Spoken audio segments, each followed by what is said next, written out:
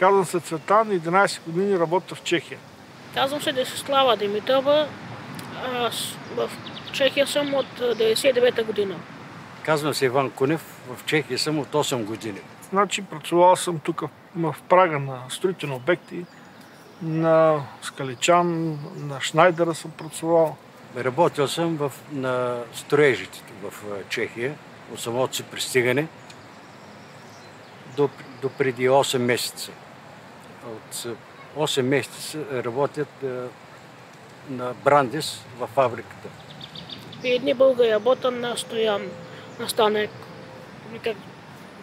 по-точно да го казвам, вънка подавам. С самото ми идване в Чехия започнах в строителството и там въобще работиме без всякакви договори. Даваха ни аванс, имало случаи, когато и заплати не сме се получавали. Всичкото е било на 4 очи или не събират цялата група, кажат ни 2 приказки и това е всичко. Без никакви документи, без някъде да се подписваме.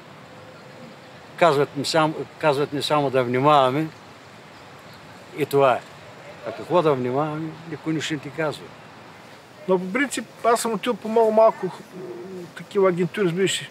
При едни същи не съм много сменвал. За тия години съм работил, да кажем, колко? 6-7 агентури, ама си само те. Не съм просто, други не съм. Все при едни същи, които съм си работил. Имало е случаи, когато не е било и заплащано. И то не е един-два случая, много случаи.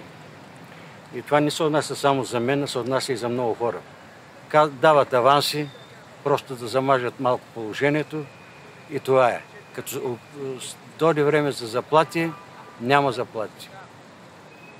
И ако речеш да се оплачеш, заплашват, че ще изгонят от работа, на който не му харесва да се прибира в България и така. И като чуя, че просто и нищо, че сме в Европейската уния, това пак е проблем. И с това, и където имам постоянно жителство, което почти отговаря на чешко отговорност или повинно такова право, пак е проблем. Не може, като чуят, че се чужденец, не ги интересува дали се от Европейска уния сега, както сме, вече 10 години, нищо не ги интересува. Казват, няма работа. Не ги интересува, че има стъбали, побит или просто тук някак си осадил. Добре. Да може да си плащат тия, като работи човек да му се плаща, защото има някои, които не плащат. Работи човек, изгонват го. Аз хиляди случаи съм гледал на Флоренц, като съм бил, колко хора работят, приели, кой си, даже аз не ги познавам. Идват, казват, че му не е платил, изгонил го от работа, не дал му, даже някои пак, добри, дали му пари за път, някои пари за път не ги дават. Много има такива, много имаш. Много случаи. Информация съм получавал от интернет, но за съжаление много от фирмите, които предлагат работа там в интернет, се оказват фалшиви. Но много хора се вързват на тая варица и тръгват за Чехия за така предложената работа, а когато дойдат тук, се оказват излъгани. На много хора си имат по 150-120 евро, като дойдат тук на Флоренц. Оставят ги и хората няма къде да отидат. Нито работа, нито нямат пари да се върнат, нито няма къде да спят. И това е самата истина.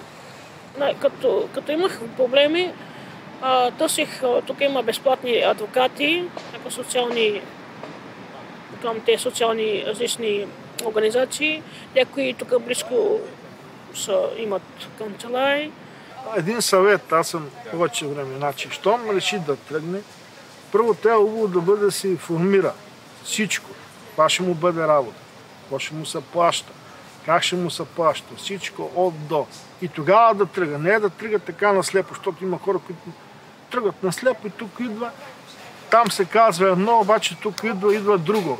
Разбираш, обещава му се едно, той идва тук, обаче тук съвсем друго нещо. Така, и лошото това. Винаги да си имат пари за обратно връщане. От мен е съвет. Билета да може джоба. Утре като не нахващат, го си за България. Защото те дадат без пари и това не е лошото после. Остават на улицата, няма какво да ядат, няма къде да спят.